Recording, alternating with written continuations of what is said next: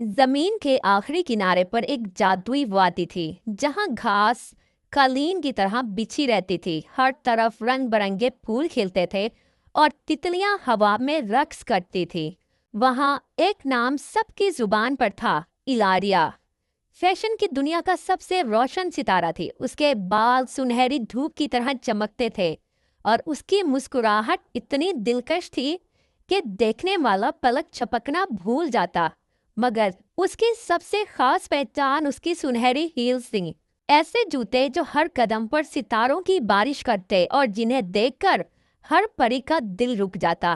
कहा जाता था कि हजारों साल पहले मलका सिलारा नाम की अजीम परी ने अपनी आखिरी सांस पर ये हील्स अपनी सबसे प्यारी शागिर्द को दी थी। उस वक्त उसने कहा था ये जूते उसको ताकत देंगे जो उन्हें मोहब्बत से पहने, गरूर से नहीं। तब से ये हील नस्ल दर नस्ल मुंतकिल होती आईं और आखिरकार इलारिया के पास पहुंची थी। वो सिर्फ हसीन नहीं बल्कि मेहरबान भी थी। हर परी की मदद करती और कभी गरूर ना करती। मगर एक दिन खुशी के इस आसमान पर साए छा गए। इलारिया की बेहतरीन दोस्त लियोना रोती हुई उसके पास आई।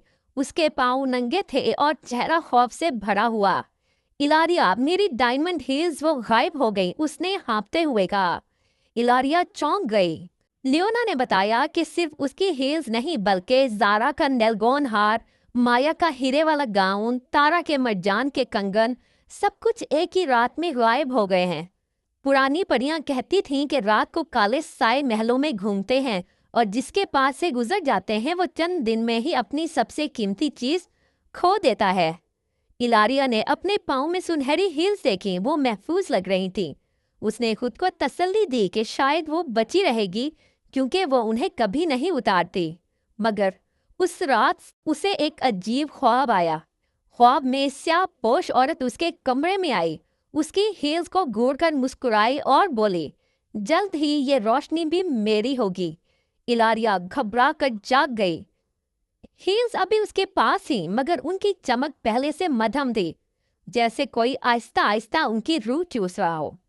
अगले दिन फैशन शो में जब वो रनवे पर आई तो पहली बार हील्स ने कोई जादू ना दिखाया। सब हैरान रह गए। सरगोशियां होने लगी कि इलारिया का जादू खत्म हो गया है।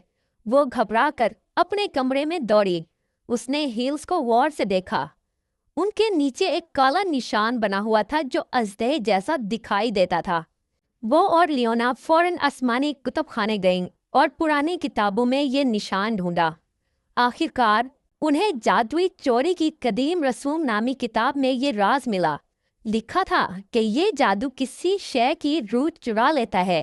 पहले दिन उसकी रोशनी मध्यम हो जाती है, दूसरे दिन खत्म हो जाती है, तीसरे दिन मालिक का दिल पत्थर बन जाता है और सातवें दिन वो हमेशा के लिए पत्थर में तब्दील हो जाता है। इलारिया कांप उठी। मतलब मेरा वक्त खत्म हो रहा है। लियोना ने कहा कि इस जादू का मरकज आइनों की घाटी है, वहीं जाना होगा वरना सब खत्म हो जाएगा। दोनों ने सफर शुरू किया। घाटी में पहुंची तो उन्होंने देखा कि वहां अजीब साए घूम रहे थे। वो बोले, हम भी कभी रोशन परियां थीं, मगर एक जादूगरनी ने हमारी रोशनी चुरा ली। अब हम सिर्फ साए हैं। इलारिया ने अज़म से कहा, हम इस जादू को तोड़ेंगे और तुम्हें आजाद करेंगे।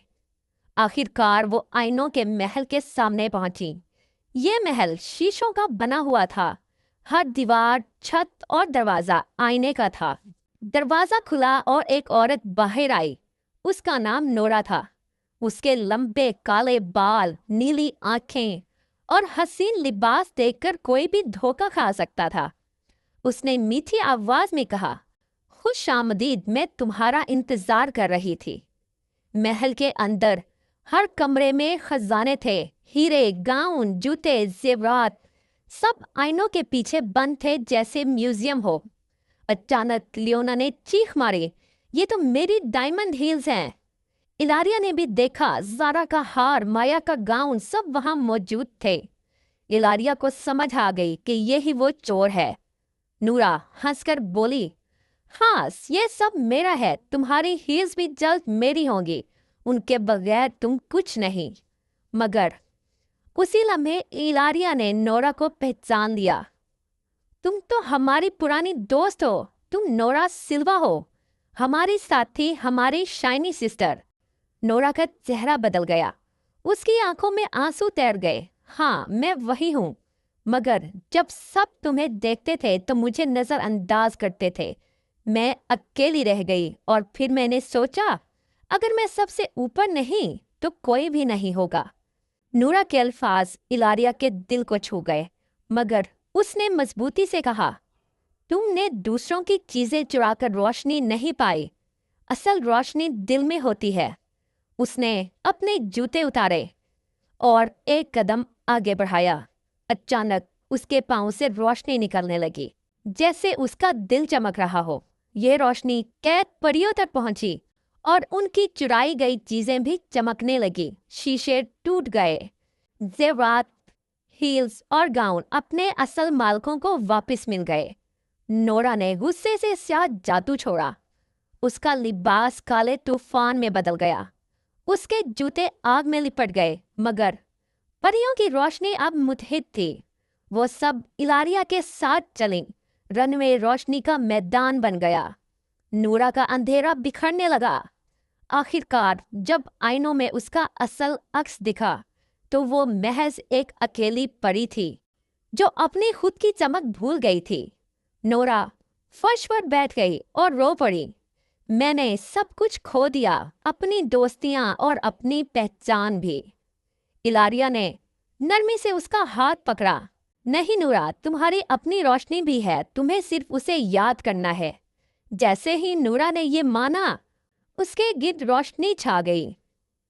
ये चुराई हुई नहीं बल्कि उसकी अपनी थी।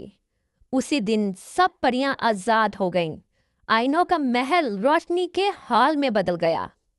सबने एक साथ रनवे पर वॉक किया। वो सब एक साथ जगमगा रही थीं। इलारिया की हील्स अब भी सबसे ज्यादा चमकती, मगर सब जानते थे कि असल रोशनी दिल में है, ना कि सिर्फ जूतों या जेवरात में।